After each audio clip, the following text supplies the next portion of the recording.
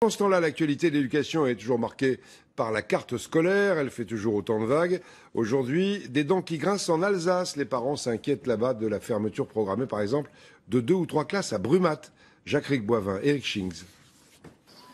Elles vont finir par faire partie du paysage. Autour de l'école des Remparts, le nom est omniprésent.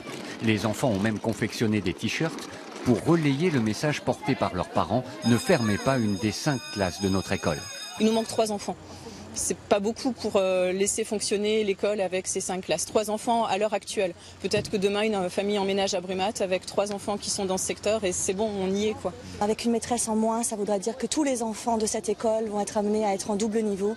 Et c'est pas une chose facile à gérer. Les suppressions de classes ne concernent pas que les villages. Des villes moyennes comme Brumat, 10 000 habitants, sont touchées elles aussi. À la mairie, le maire et l'inspecteur d'académie refont les comptes. L'élu veut satisfaire ses administrés et veut croire que la démographie va jouer pour lui. Il y a des gens qui viennent, il y a des gens qui partent. Donc durant l'été, on pense qu'il y aura des gens qui s'installeront et les effectifs seront là pour qu'à Rempart, cette classe ne ferme pas. On essaie de respecter le principe d'équité. Qui n'est pas toujours favorable aux parents, clairement, mais c'est un principe d'équité qui tient compte des moyens dont nous disposons à l'échelle du département.